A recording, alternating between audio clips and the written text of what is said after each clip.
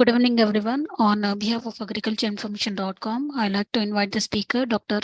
Sairam Reddy Palicherla, who will speak about hydroponics, a hope for sustainable farming and business opportunities in urban area. I now request the speaker to begin. Thank you.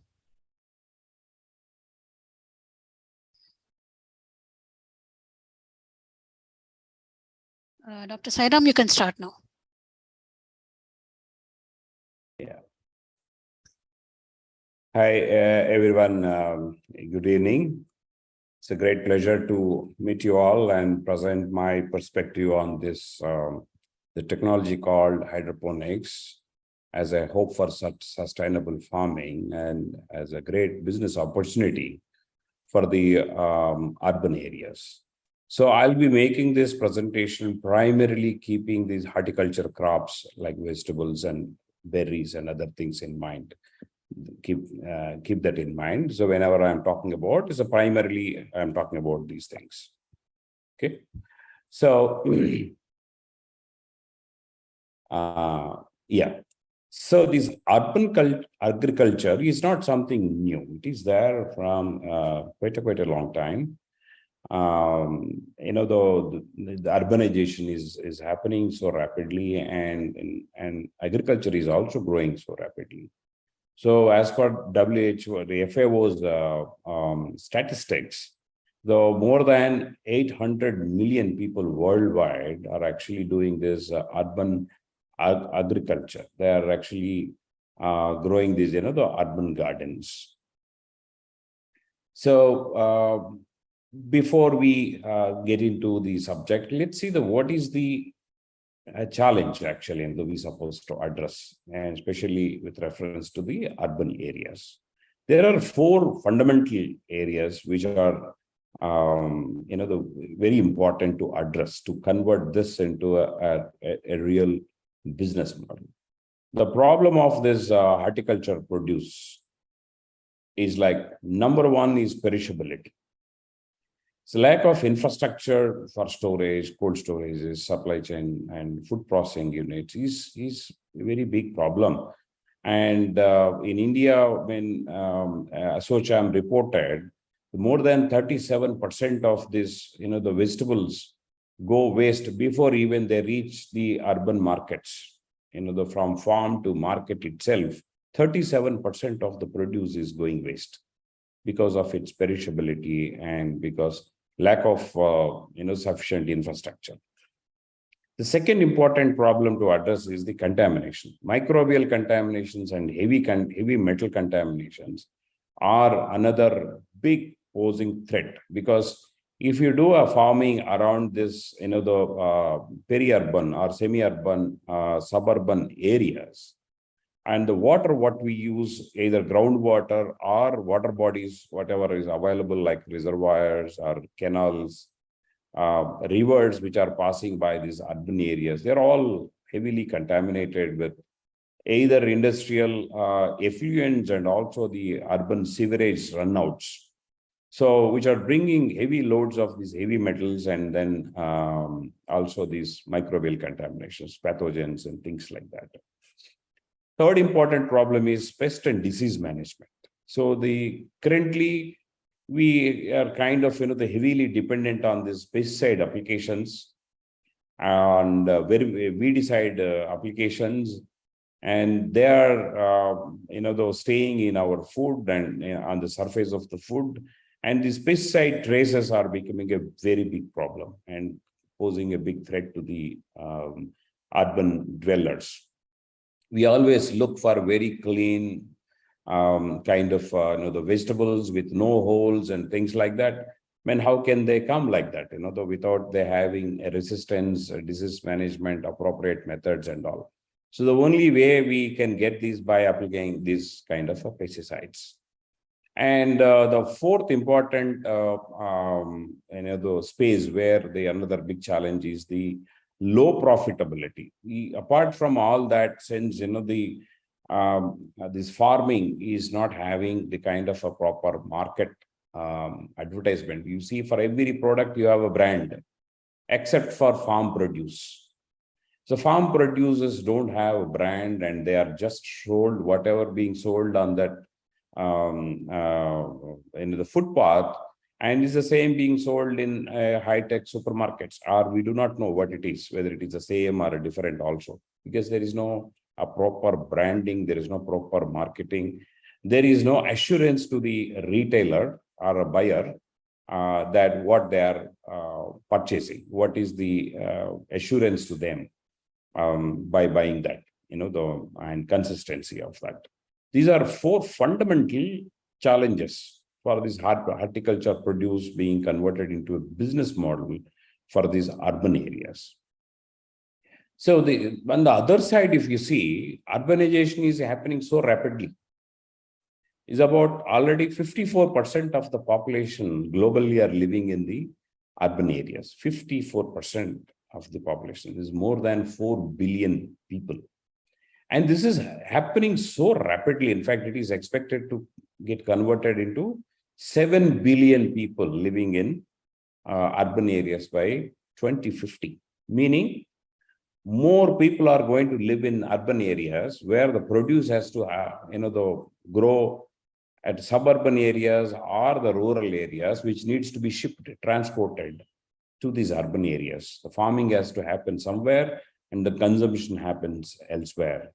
This being perishable, as we have already seen the challenge, this challenge is going to go up much more. Governments are spending thousands of crores of rupees on developing new varieties, new hybrids, and the things like that to improve the productivity of this produce by 10%.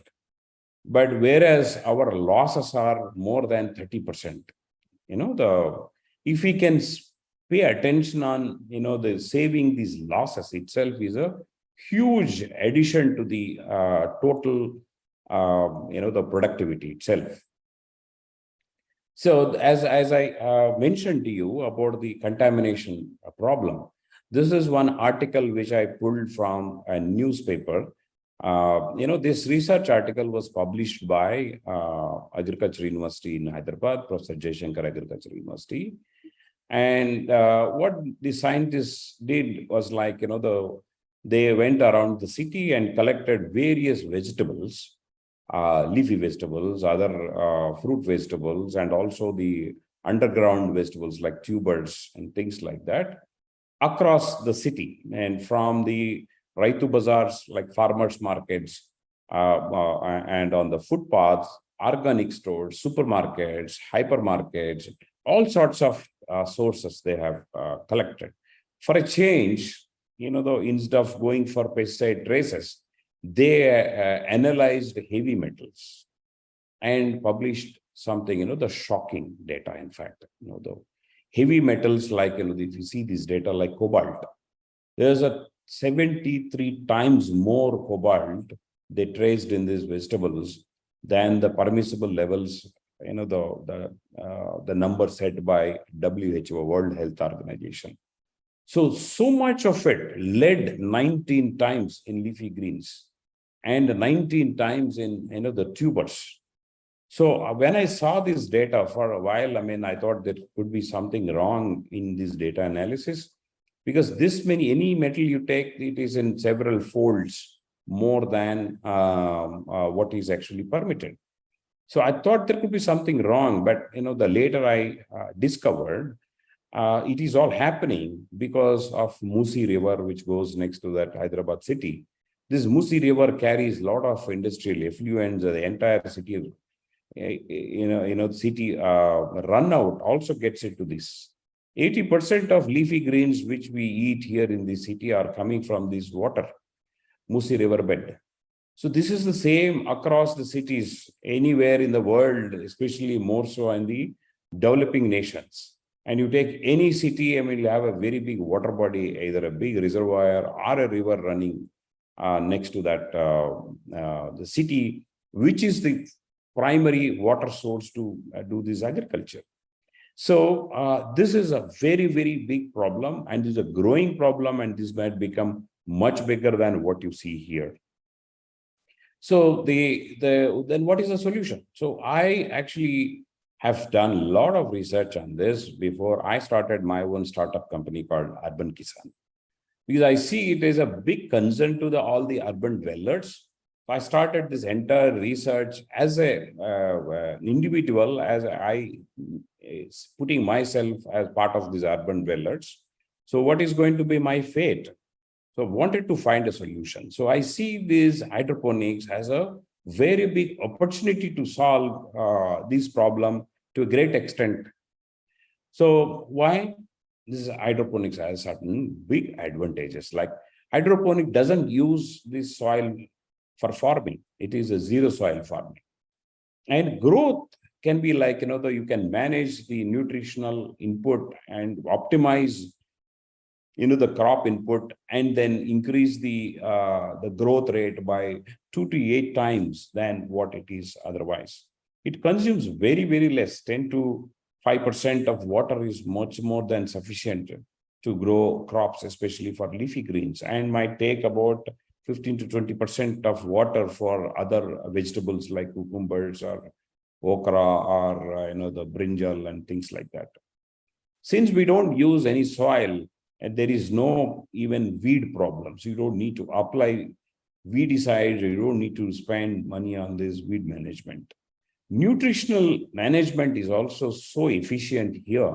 You don't need to dump so much of fertilizers and spoil the soils like how it is actually happening other side of the traditional agriculture.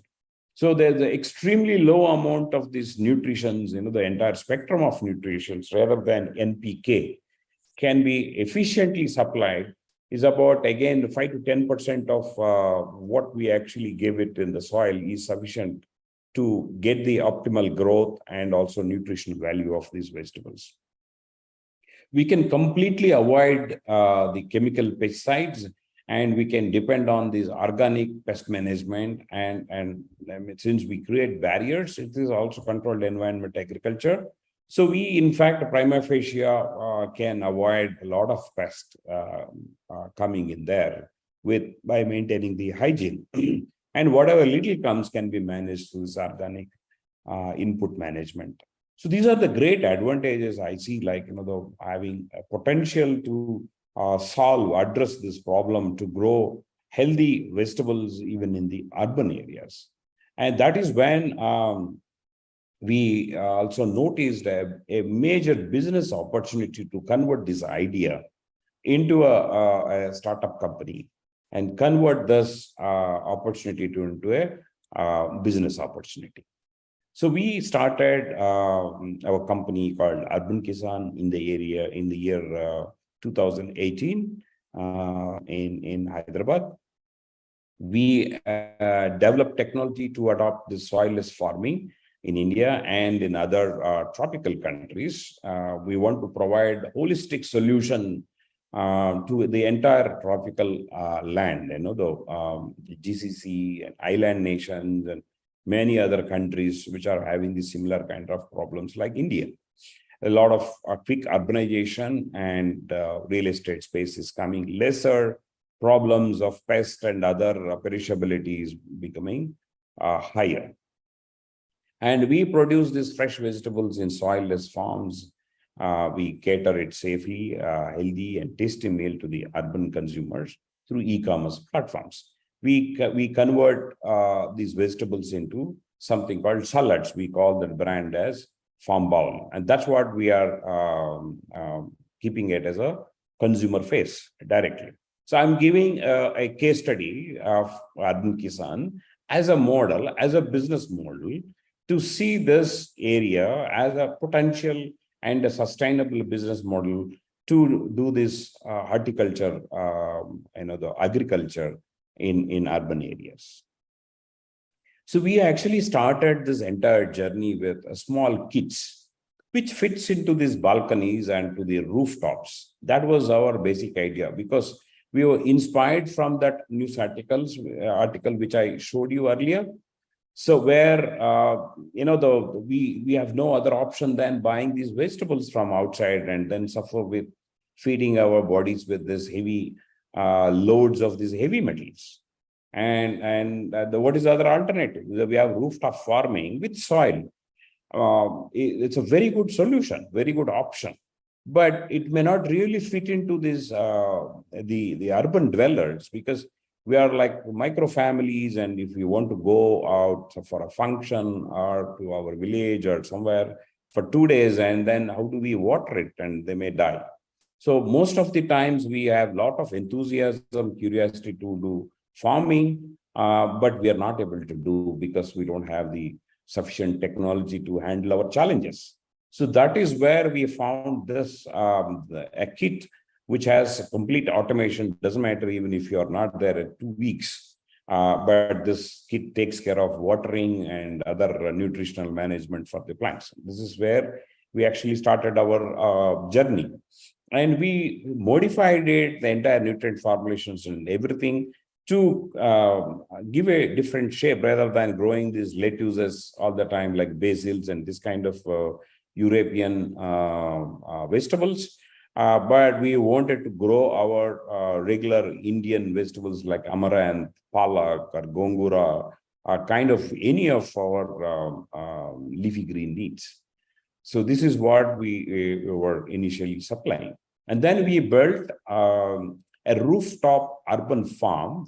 So first of our farm was built in the heart of the city in Hyderabad, Jubilee Hills. And this is completely in vertical shape.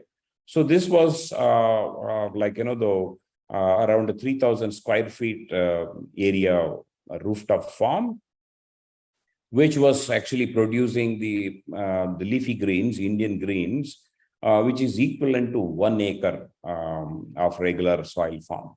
So this is what we were doing. I mean, I was mentioning to you about the water usage. The soil farm to grow palak, spinach, it requires around 2.2 lakh liters for one cycle from seed to harvest. That's the amount of liter, 2.2 lakh liters of water. But whereas we could harvest the same similar quantity of palak in this vertical farm with only about 6,800 liters of water. That's the kind of the water the savings we can do with the hydroponics farming. And we later extended our farms to the suburban areas in a flatter manner to grow in a large scale, a bulk, and to make our supplies consistent. We never remained our technology limited to these greens. We went on growing very different and wide spectrum of vegetables. Here you see the cucumbers, you see the broccoli, and here you can see the cherry tomatoes, brinjal, bell peppers, and regular our domestic tomatoes, zucchinis, bell pepper, the hot peppers, the small, very spicy Thai chili, and even bendi, okra, we cultivated in this. And even the gourds like ridge gourd, bottle gourd, bitter gourd we could grow, and even the root crops like the radish, carrot, beetroot, sweet potato, and all these crops we could grow in hydroponics. And we made the design kind of in the multi-crop towers to make them suitable for larger families in the rooftops to grow and all. So where you can grow different crops in the same kind of a tower, which includes like in the cabbage you see. So we could get like in a 1.3 gram, 1 kg, 1.3 kg of carrot and cabbage on these vertical towers of hydroponics. And we also established a beautiful strawberry farms, vertical strawberry farms.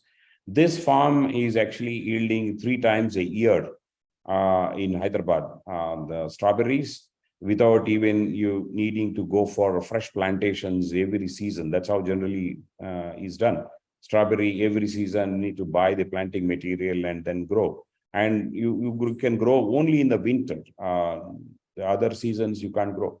But whereas this vertical farm is giving the harvest around the year, 3 seasons to be more precise, and without having the need to keep transplanting the plants. So very good yields, we could get a very good kind of the taste and quality of strawberries. We even adopted saffron cultivation in hydroponics. Saffron cultivation, generally, we might be hearing now and then, the more frequently.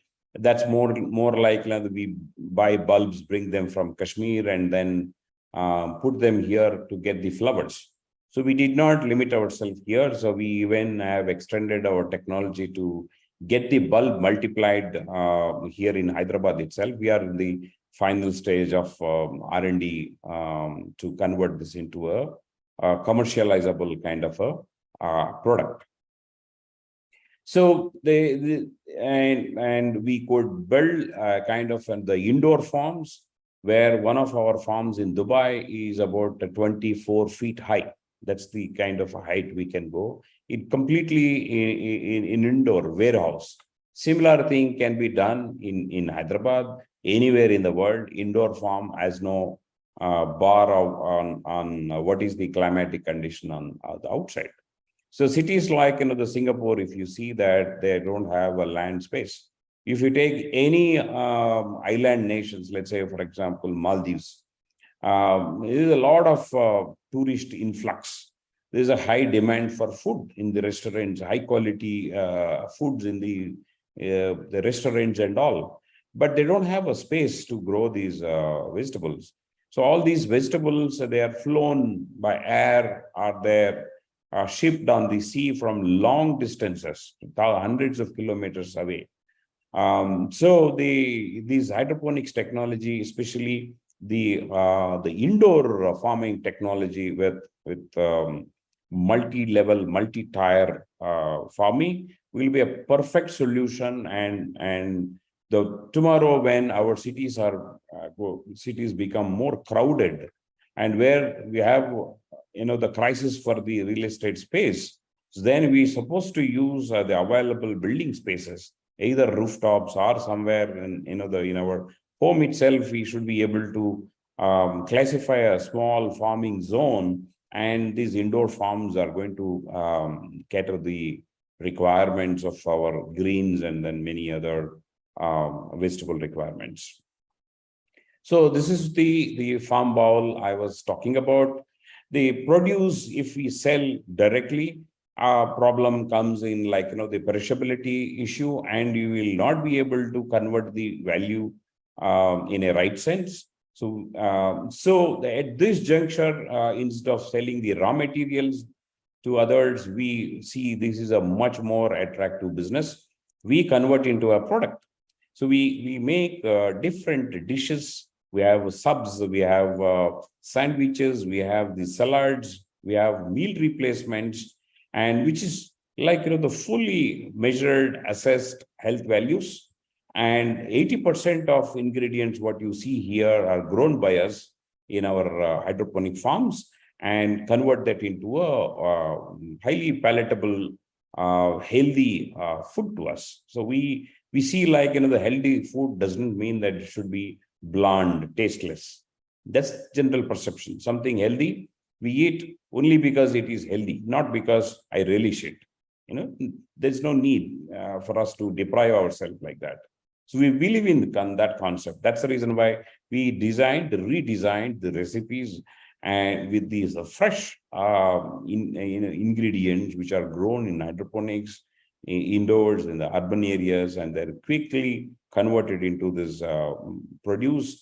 And then that's what we serve to our customers using the online platforms like Swiggy, Zomato, and we also made our presence in several malls, food courts, and other spaces in Hyderabad. So the overall, if you see what is our business model, what are we actually trying to do to encash this opportunity of this technology as a business model for the urban areas. So it's we see a huge gap in R&D in converting this technology into a real profitable model. That's why the majority of our time goes in R&D, developing the innovative technologies. This is our primary business.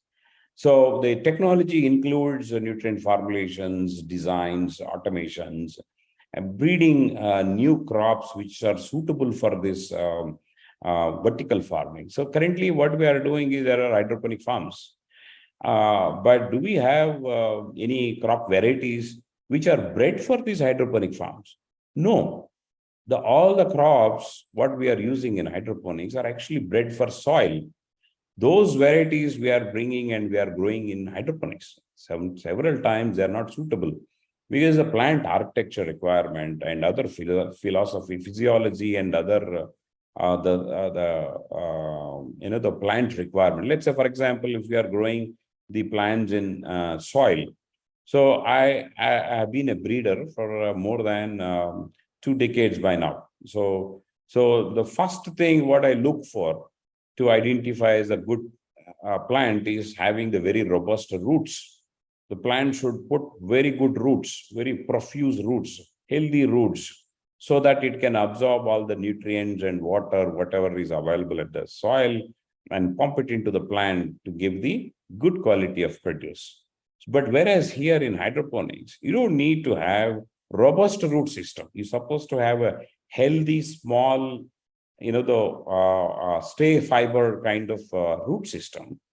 So where the entire nutrients, water, everything is always available for the plant at the root zone. It doesn't need to struggle. Having a very big, robust root system, in fact, becomes a counterproductive here. That blocks the nutrient channels, that may create other ruckus in hydroponics. See? So like that, there are many other parameters which are very unique to this kind of a technology. So now it's very important to breed and develop new varieties which are suitable for this hydroponics farming, so that the entire technology becomes more productive. That's the thing. So we focus on things like that. And we build these greenhouses, indoor farms in the urban and suburban areas to grow healthy and or toxin-free vegetables. But at this juncture, we are building these farms to grow these vegetables, where that we use it into a finished product that's a farm bowl, and which we sell it to the consumers directly through e-commerce platforms. So we also work on these recipes, very healthy recipes. These days, health consciousness is something, which is part and parcel of these millennials. So unless you define it, fit into that kind of the demands of, though you may be producing safe and healthy food, but you may not be able to make the business out of it. So that is another thing, and we keep working on it. So instead of people eating the junk food, which is very tasty, but they can eat the other counter products, which are tasty at the same time also healthy, not junk. So that kind of recipes, preparations, and also we work on. So holistically, this is where we are everywhere. We are into development, we are into deploying the technology, we are into growing, and we are also into these making these value-added products, which we directly sell it to the urban the consumers. So we have done like the nutrient formulations for lots of these Indian vegetables, and we developed the low-cost photosynthetic indoor lights for to grow these vegetables indoors in vertical formats. And we also developed this technology called IoTs, automation, and everything. Entire greenhouse and entire indoors can be climate monitored and regulated. So we also have been working on these AML, artificial intelligence, and machine learning tools being deployed with our softwares, so that we can create a programmable farms, so that we don't need to worry so much in managing the farms. At the end of the day, we don't need to have highly skilled technical people to manage the farms. Our AMI tools should be able to manage the farms in terms of input management, and also like quality management, planning of the farms, and the work distributions, and many activities can be done with the software which is deployed in the farm. So if you see the challenges of these horticulture products in these urban areas, and how did we address at least any of those things in our business. So if you see one after other, like perishability, so we build our farms very close to the consumers. We build our farms are right inside the cities, so you don't need to do lots of shipping, transport. So that is actually helping us to minimize or completely eliminate the wastage. The perishability is taken care, very well taken care, because you are growing right there where you are going to use it. So wastage is completely taken care. And there are no contaminations, because we don't use either contaminated, polluted soils or the polluted waters. So we use regular tap water, drinking water, and what you need is extremely low volumes of water. You don't need huge volumes of water. And with this, we'll be able to grow, and we have been growing these contamination-free, safe, vegetables. And there's no pest and disease coming, and we always use the biological controls, because it's completely in the CEA model, controlled environment agriculture model. So you have everything in your hands. You should be able to manage and monitor and minimize or eliminate pesticide applications. See, the low profitability because of the branding. So what we are doing is we are selling a branded value-added products directly to the consumers. There's no middleman.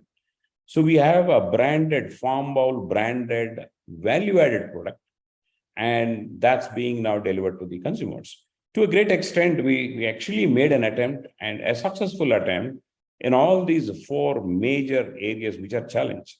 And this, anybody can do it. That's what the demonstration we did. So it's a big opportunity to make a business out of it. It's a great opportunity. Even one of these things can be taken up as this, and then can be mastered, can be built into a massive business model in this. So what are the big advantages of this hydroponics? Number one, water conservation. As I said, that 90% of the water can be saved. You need very, very little amount of water. So the one major problem in the cities is water. Water is not abundantly available. But here, with the very, very minimal water, we will be able to do this agriculture. And controlled environment, we are able to build these CEA models. So that precise controls help to get the yields normalized and produce, make sure the produce you have around the year rather than seasonal, high, low, and all such things can be eliminated. And that's the year-round productions. Higher yields, since you will be able to manage the nutrient input very, very precisely, where there is no deprived of nutrient supply to it, and you are not giving excess. It's a very well balanced, managed inputs of anything which is required to the plant, helps the plant to yield much better. So we noticed anywhere from 14 to 20 times more yields you see, depending on the crop or depending on the kind of optimization we achieve. 14 to 20 times more yields you can get compared to the traditional soil-based farming. Pest and disease management. As I mentioned, this is a controlled environment, CEA. So that helps in eliminating lots of these diseases and pests. And also, as a result of it, the produce what we harvest from this hydroponics also lasts long. It won't rot, it won't spoil quickly because it is free from microbes. It stays for a longer. Shelf life also increases by retaining the quality of the produce for quite a long time.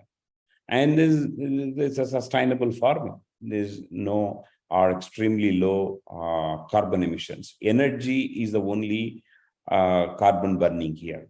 And other than that, you don't have methane gas being released, which is the 15% of that is 15% is third biggest carbon polluter is agriculture in India. or across anywhere in the world. 15% of the carbon emissions are coming from agriculture. So mainly coming from these methane gas emissions that can be completely taken care with this kind of a technology. So the market size for this horticulture produce is worth several thousand crores in India and is expected to continually growing in the coming years because urbanization is happening and buying power is growing. People are looking out for quality food, assured, sustained, consistent supplies of such kind of a food. This is the demand which is growing actually. The consumer demand for fresh and healthy horticulture products is constantly more so it is happening after COVID. Our attention, our focus is more on this one. We are willing to spend more money. We are willing to look for something like that. Effort is being put to get a healthy and fresh horticulture products. Increasing middle class. Actually, this is another big space. Happening now from lower middle class to middle class is a very quick shift happening. Increasing middle class, growing health consciousness, and the rise of e-commerce and online delivery platforms are contributing to the growth of the fresh products in the cities. Massively, this is actually building a big opportunity. And some smart business people can use this as an opportunity to do a very decent business without investing much of a money on marketing and logistics. So Indian government is also paying so much attention and spending a lot of money, rolling out a lot of schemes like Pradhan Mantri Fasal Bhima Yojana, Pradhan Mantri Annadata Ayashankar, what is this? AASA. So that is, these are the, and many more actually. A lot of financial supports are actually being translated and governments are supporting these startups massively to bring a lot of technology into the place. Just for your information, in 2014, we had only 478 startups in the country. In 2014, not long ago. It's about the less than 10 years ago. 400 and odd, that's all, less than 500 startup companies. Can you imagine the number of startups today in India? It is crossing 80,000 startups. That's the kind of big shift happening. It's because of opportunity, one side, and the government's support, and actively government is promoting these business models on the other side, resulting into this kind of huge surge in these startups. A lot of startups are in this agriculture and primarily focusing on these urban areas. So there are very successful startups, and I am mentioning here the 4 of them. But primarily, all these 4 startups I mentioned here are tech startups, which are supporting these agri startups, e-commerce, platform-based, IT-based startups like Big Basket, which aggregate the products and then supply to the consumer, and Jiva Bhumi, Dehat, AgNext. All these are they have grown so big now. And all these are actually handling the agriculture produce, supplying to the consumer through one or other tech platforms. And this is the facilitation. This is adding to the business opportunity. So thank you very much for listening to this short talk. And I try to give this as giving my company, Urban Kisan, as a model so that you can understand how it works and where is the opportunity. Okay. So I wish to take few questions, if at all. I'll try to answer. Yeah, okay. Thank you, Mr. Sairam, for the detailed presentation. I'll take up some questions. So first question is from Mr. Mohan. He says, Dr. Reddy Garu, if middle and lower income agri entrepreneur wants to start hydroponics in a small way, How come small players can survive economically viable? It's a very good question. See, that is where our intelligence supposed to come in as a businessman. See, you want to be like a low income business model guy, so then you should look for neighborhood business, right? Where you don't need to do a lot of publicity. One of the most money consuming areas with any retail business, not only this hydroponics, any retail business, is marketing. You should be able to the promote your product. This is the biggest cost. Second biggest cost is the logistics. These are the two things. Rest everything is not much. Hydroponics, we think, is very, very expensive, but it is not. Cost is always is proportionate. What is your ROI? That's what you're supposed to see. You have investors, bankers can fund you, so we don't need to worry much about it. To make the business profitable, that is where we're supposed to see. Size of the business is something they're supposed to see. Your investment is this much, and where are you doing is this business. So if we can equate this, then we can make the entire thing to profitability. So if we are talking about a small or a medium investment to do this hydroponics, and you should be able to identify a neighborhood who is looking for this kind of the healthy vegetables. And then you should be able to build a farm suitable to their demand and do business there only. Don't go anywhere. So this kind of models are being rolled out already in some of these southeastern countries. Like the 1,000 square feet area, 2,000 square feet area, a rooftop area, kind of a thing they are building and then catering to the same neighborhood. So your logistics is taken care and you don't need to spend any money on this in your marketing. It's a goodwill, and your familiarity with your neighbors is going to trigger this business and make it profitable.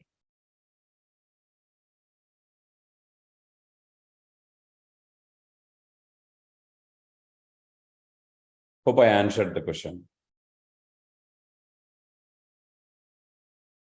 Yeah, okay. So Mr. Mohan wants to know if we can visit your farm in Hyderabad. Yes. And again, next question. Can we get carbon credits for hydroponics? Yes, definitely you can get carbon credits for hydroponics, and it's going to be very high credits. But that tech calculation, I know that conversion thing is still being worked out. Probably in a very short, they'll be able to publish how you can claim the carbon credit for this hydroponics. But definitely, yes, you can claim carbon credits. And what types of crops are best suited for hydroponic cultivation in urban settings and why? See, technically, you can grow any crop in hydroponics. I even grow banana in hydroponics. Okay. So, but when we see a business, whether that makes any sense from the business opportunity point of view, this is something to really review. That is to do with the demand, what you have for the product, where you want to sell. So at this juncture, people are working on these hydroponics on high value crops like herbs like basil, lettuces, kale, and cucumbers, bell peppers, cherry tomatoes, kind of a things where the cost is high, the product cost is high. So then you can make some decent margins, quick ROIs. This is what currently whoever is doing hydroponics, this is what they're doing. But like Urban Kisan, we are not sticking to this philosophy, because we are not selling cucumbers, we are not selling capsicum. We sell something different. We sell salad, we sell we sell a value added product. Then you work on that recipe and build market for those recipes, those products. And then you do the reverse calculation to grow those ingredients, okay, to make it more profitable. Some of the ingredients, like if you say, for example, bell pepper, color peppers, okay, the cost vary drastically, anywhere starting from 60 rupees a kilo to 300 rupees a kilo. Okay. So this is a huge, massive, some few times more. But I cannot keep changing the cost of my salad, right? So around the year you come with the fixed mind, this is the cost of my bowl. So, but how is that going to work? It's very difficult, right? That's where the food business has troubles. So if we can grow efficiently those ingredients which are highly fluctuating with the prices, then you have your entire price and quality in control in your hands. Then make your entire business profitable. So there are two ways of looking at it. You look at the high value products and grow them, and you have your own other value added products, and then you look for those growing those ingredients. Okay. And next question is, what are the key advantages of implementing hydroponics in urban areas, both from an environmental and economic standpoint? Yeah, as I already mentioned, environmentally, the one very important advantage is you are not causing any contamination to the soils and to the environment. To the soils are like fertilizers. We pour a lot of fertilizers which are spoiling the soil health. The soil pH is changed, soil ecosystem, soil microflora, everything is changing. That's where it is causing troubles to the agriculture. On the other side, environment, the carbon emissions, pesticides, and also this kind of things, both are taken care here in this technology. And then another limitation of resources is the water. Water is a very precious resource, and more so in the future years to come. It becomes another very high value commodity. So we need to make our agriculture ready for such kind of limited resources. Hydroponics is one technology which can handle that. Okay. And how does hydroponic farming address the issue of limited space and land availability in urban environments? Yeah, so hydroponics is one technology where you can make the farming vertical. Okay, so we don't have a vertical space issue in general. So our primary issue is the land availability, the horizontal space. So as I mentioned to you, that 1 acre is about 40,000 square feet, 44,000 square feet to be precise, is 1 acre. So we could get the harvest of 1 acre from 3,000 square feet. Is a less than 10% of that area we use, and still get the same the yields out of that. So this facilitates. This you can double it by going more vertical. Okay, you can build buildings vertically and use the space to achieve what you otherwise might need. The massive amounts of the horizontal space, which is a limitation for us. Okay. Can you explain the potential business opportunities that hydroponics offers in urban areas and how entrepreneurs can tap into this market? I believe my entire talk was on that.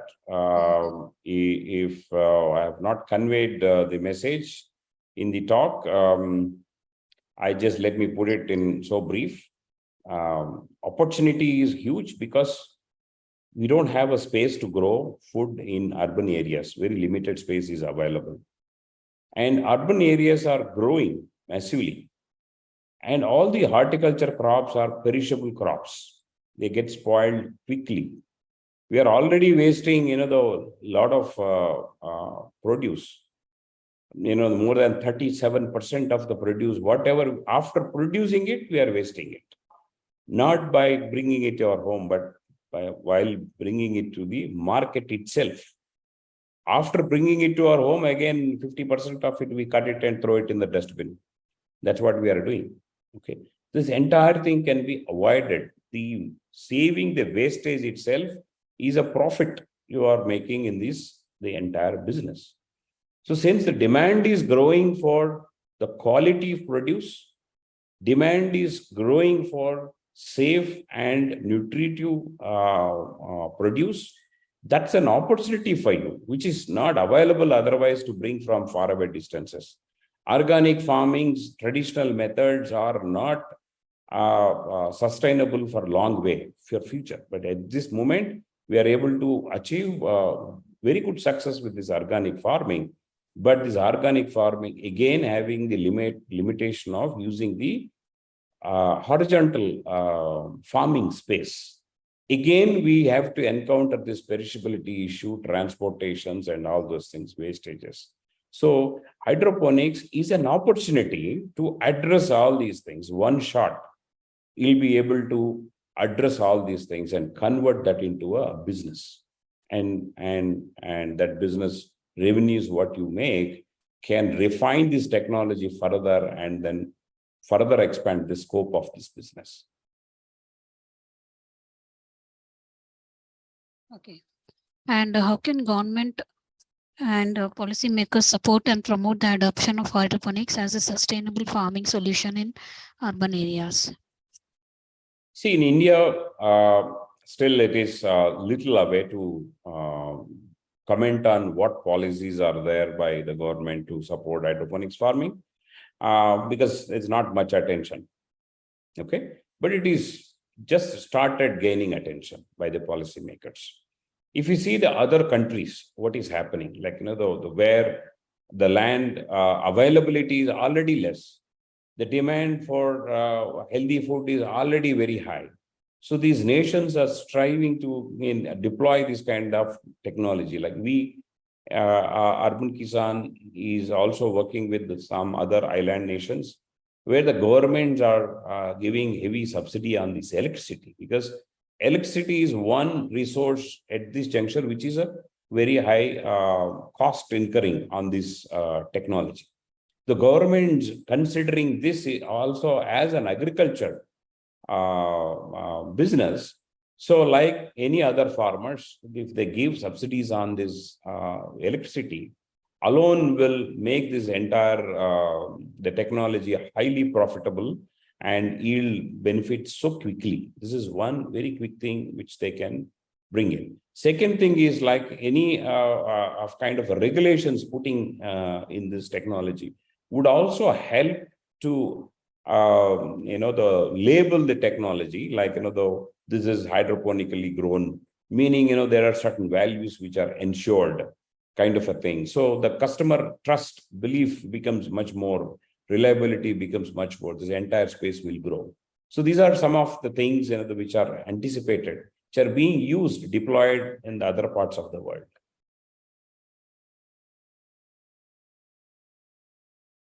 Okay. Now we have the last question. What challenges or limitations does hydroponics present, and how can they be overcome to ensure successful cultivation in various environments? So at this juncture, hydroponics is still facing a lot of challenges. Okay, a lot of challenges are still there to address, more so in tropical countries like India. So number one challenge is like the managing the controlled environment.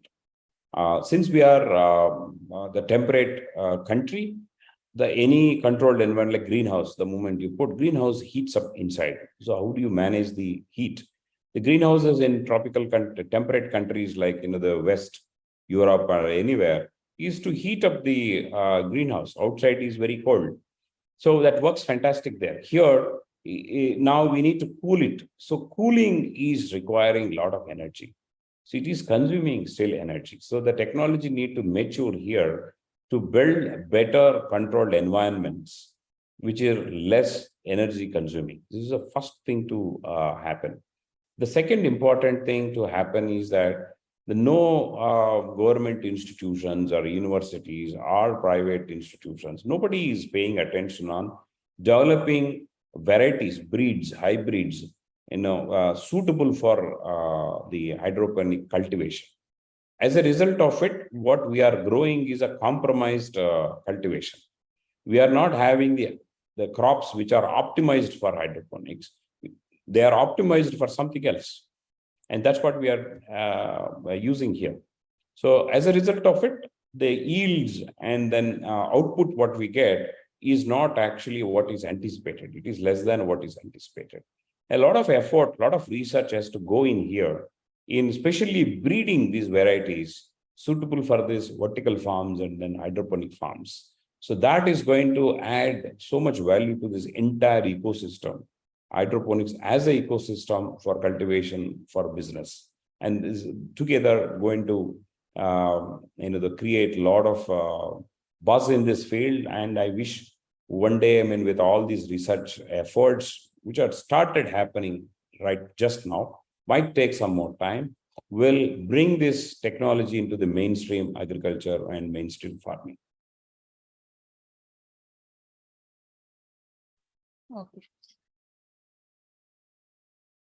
Okay, Dr. Sairam, I don't see any more questions from participants. So now we have come to end of question round. On behalf of agricultureinformation.com, we like to thank you for the detailed presentation and answering all the questions in depth. And we also like to thank all the participants for joining this meeting. The meeting will now be closed. Thank you very much. I wish you all the best. You're most welcome, sir. Thank you.